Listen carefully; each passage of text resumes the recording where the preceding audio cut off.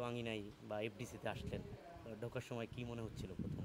আমি তো হয় না মানে এত মেমোরি আমার চোখের সামনে ঘুরছিল যে এই ফ্লোরে এতদিন কাজ করেছি, এই ফ্লোরে প্রথম এই যে রানা প্লাজা শুটিং করলাম, ওই মেকআপ রুমটাতেই আমরা আজকে মেকআপ নিয়েছি, সব কিছু মিলে না আমি হয় না স্মৃতিকাতর হয়ে গেছিলাম।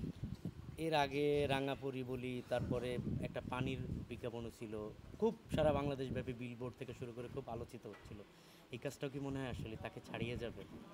আপনারা একটু খেয়াল করলে দেখতে পাবেন যে আমার টিভি কমার্শিয়ালগুলো সবসময় বরাবর একটু হিট স্পেশাল হয় এবং আম, এবং খুব বড় বাজেটের। বড় ব্র্যান্ডের সাথেই মানে ঠিকঠাক ব্র্যান্ডের সাথেই আমি কাজটা করি। সো ওখান থেকেই এত দূর ধরে কাজ করে এসেছি, এখন নিশ্চয়ই মাঝপথে কোনো একটা ভুলভাল ডিসিশন নেব না নিশ্চয়ই। একটু ভরসা তো সবাই রাখতেই পারে না আমার উপরে। মানে কি মনে হচ্ছে এটা খুবই, মানে আপনার জায়গা থেকে কাজ করলেন, অভিজ্ঞতা কেমন ছিল অনেকদিন পর বিজ্ঞাপনে? সুন্দর, টিভি দারুণ, কমার্শিয়াল। মানে সারাদিন ভিজে ভিজে শীতের মধ্যে শুটিংটা করলাম, কিন্তু কেউ ফিল করলো না যে আমার শীত লাগছে। বাট আমার মনে হয় এইটা আমি যে ফিলটা আসলে আজকে করেছি সেটা তো আসলে সেটের কেউ বুঝতে পারেনি, কিন্তু এটা আমি চাই পুরো বাংলাদেশে ছড়িয়ে দিতে আর কি। এই যে নারী হয়ে নারীদের প্রোডাক্ট থাকে না, এটা তো আসলে নারীদেরই প্রোডাক্ট। সো এই জায়গাটা কি আপনাকে টানে নাকি, যে ধরেন আপনি যে পণ্যটা ইউজ করেন আর একটা মানুষকে সেটা ইউজ করার জন্য উদ্বুদ্ধ করতেছেন, উৎসাহ দিচ্ছেন? না, তা তো বরাবর একটা নারী হয়ে নারীদের যে কোনো প্রোডাক্টে কাজ করতে পারলে তো খুবই আনন্দ লাগে, স্বাচ্ছন্দ্য লাগে। কিন্তু তার থেকে বড় কথা হচ্ছে যে এই একটু সুন্দরী নারীদেরকে একটু এই ধরনের প্রোডাক্ট একটু বেশি ডাকা হয়, বেশি নক করা হয়। এখন দেখা যাক, আমি জানি না, আমার মনে হয় কিছু একটা ব্লাস্ট হবে। থ্যাংক ইউ আপু। আর একটা একটা কাজ রিলেটেড যদি একটা প্রশ্ন করি, খুব রিসেন্টলি আপনি একটা সিনেমায় যুক্ত হয়েছেন, হ্যাঁ, গোলাপ। হ্যাঁ। নামটা খুবই, মানে খুবই সুন্দর একটা, মানে বহুল প্রচলিত বলি, মানে বা একটা সম্পর্কের শুরুতেই এই জিনিসটা আসে। আমাদের খুব প্ল্যান ছিল যে এই যে 14 তারিখে মানে ভালোবাসা দিবসেই গোলাপটাকে মানে গোলাপের প্রচারণায় যাওয়ার জন্য, কিন্তু সামহাও এটা লিক হয়ে গেছে এবং আমরা এটা দমিয়ে রাখতে পারিনি।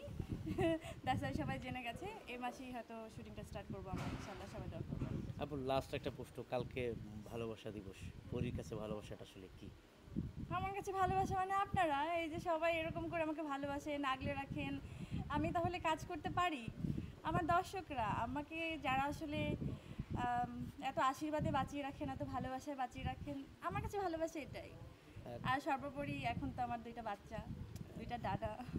মা তাই পরীর তো, ভালোবাসা দিবসটা আসলে কিভাবে কাটবে? এই তো ওদেরকে জড়িয়ে ধরেই কাটবে।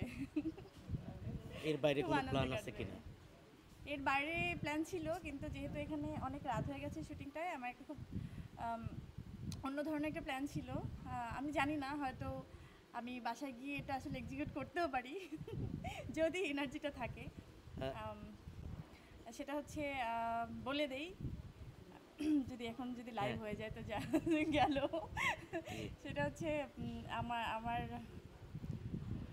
দর্শক। অনেক স্বপ্নের একটা প্রজেক্ট, যার নাম হচ্ছে বডি, যেটা কিনা মা এবং শিশুদেরকে নিয়ে সমস্ত প্রোডাক্ট ওখানে পাওয়া যাবে এক ছাদের নিচে।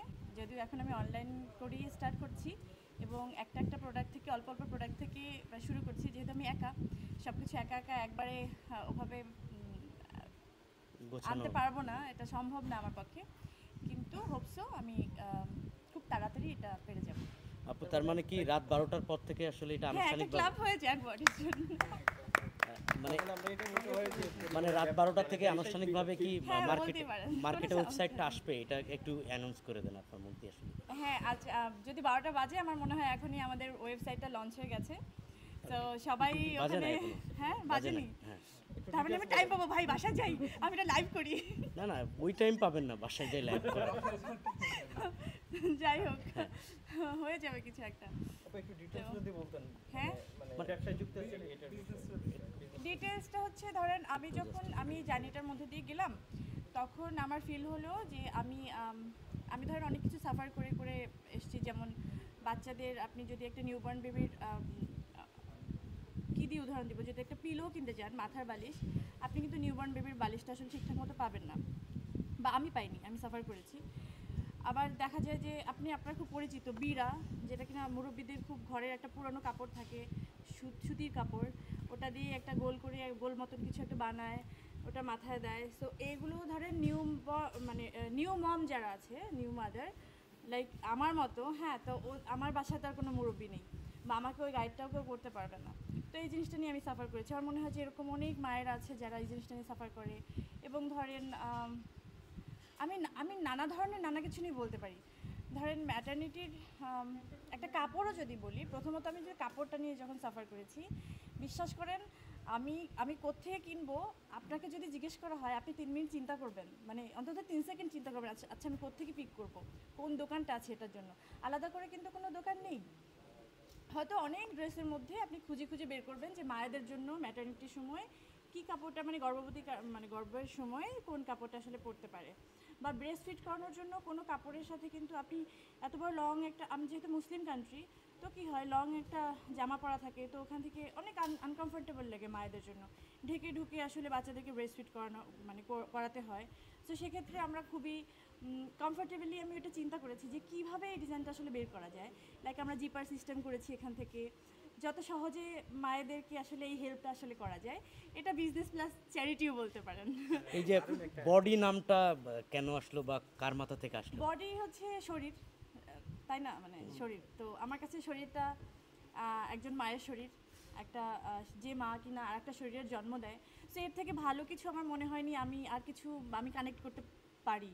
আমার মনে হয় বডিটা আমার জন্য বেস্ট অপশন লেগেছিল, অ্যান্ড দেন বডি। অডিয়েন্সের জন্য মানে কোনো সুখবর থাকবে কিনা, যেহেতু নতুন লঞ্চ করতেছেন, কোনো ডিসকাউন্ট বা থাকে না যে বিশেষ কোনো অফার? পুরোটাই ডিসকাউন্ট, আমার সারা জীবন এখানে ডিসকাউন্ট। আমি কখনোই মানুষের, এটা আমি আসলে বললাম না যে শুধু ব্যবসা নিয়ে আসিনি। ব্যবসা নিয়ে আসলে তো আমি দেখেন আমি যে কোনো ড্রেস পরলে ধরেন এটা আসলে পরির ব্র্যান্ড, আমি একটা ব্র্যান্ডের নাম দিয়ে দিলাম, হ্যাঁ, দেন এটা বিক্রি হবে, খুব স্বাভাবিক, আপনি এটা বুঝতে পারেন। কিন্তু আমি কেন মায়েদের ড্রেস নিয়ে আসলাম, মায়েদের প্রোডাক্ট নিয়ে আসলাম, কেন বাচ্চাদের প্রোডাক্ট নিয়ে আসলাম, বিকজ অফ আমার এখানে প্ল্যান ছিল যেন এই সাফারটা, আমি যে সাফারটা করেছি এরকম তো না, মানে দেখেন আমি যদি বলি একজন রিক্সাওয়ালা খুব নিম্নবিত্ত ফ্যামিলি থেকেও যদি হয়, সেখান থেকেও কিন্তু এই সাফারটা যেভাবে করে, গুলশান বনানীতে বসবাস করা একজন মায়েরও কিন্তু সেই সাফারটাই আছে আমি যেটা দেখেছি।